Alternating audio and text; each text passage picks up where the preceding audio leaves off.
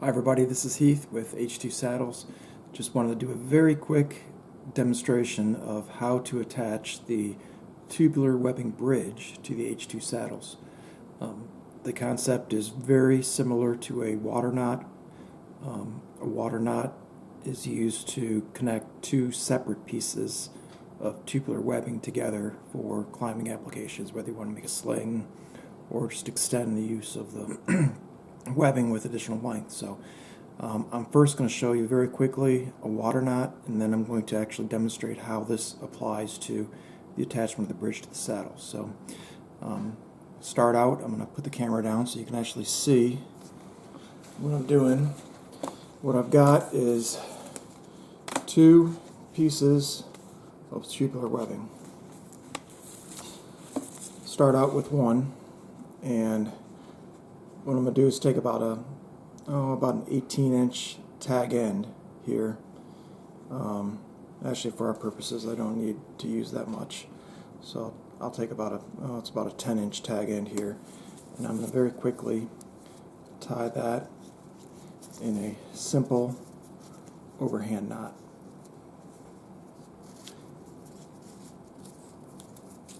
That's all there is.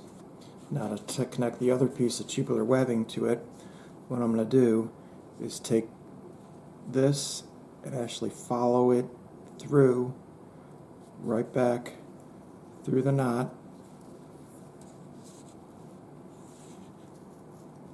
So we end up with two pieces of tubular webbing that are actually right on top of each other, parallel, running through the knot. So I'll start out. As you can see, this is the tag end where it actually enters the knot, so I'm going to follow that right through.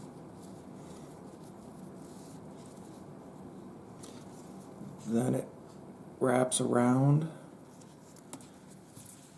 and continues to wrap around, and then it exits on that side. So I'll tidy things up here a little bit. So what you end up with is just a simple overhand knot that's followed through with both ends. And then keep everything nice and neat and tidy, and you would tighten that up. And then you've got two pieces of tubular webbing that are connected to each other. Now, attaching this to a saddle, I've got here a saddle. I've already got the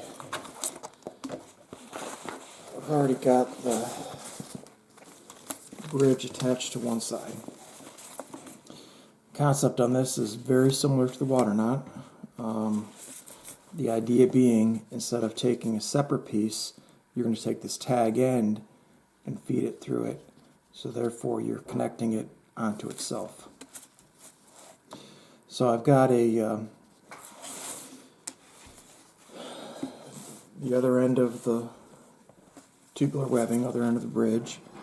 I've got, it's probably about a 16-inch tag end here. You want to leave yourself enough to work with.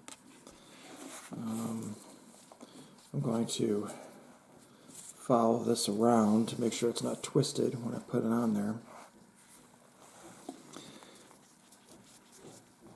As you can see, there's two sides of this knot. There's one that makes the cross, and this goes underneath both sides. And then you've got the other side. It actually goes under one piece, and you can see this is the outside of the webbing. So this is the side that I'm going to want to follow through. So with that understanding, when I go through the saddle, I want to go through it in such a manner that this is going to be laying on the outside of that knot. So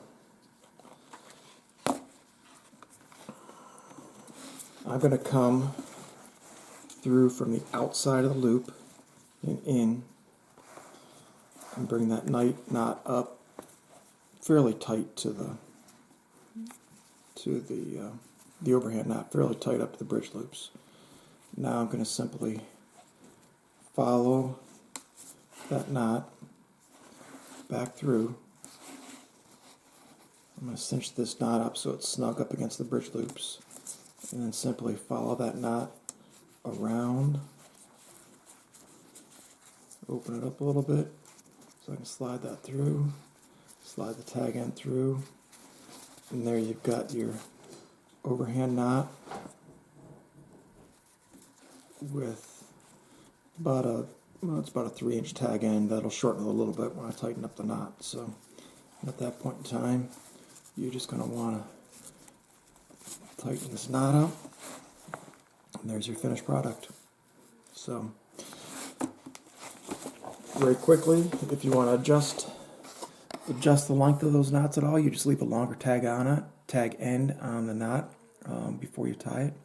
So that's it. Thanks for watching, and keep the ropes tight.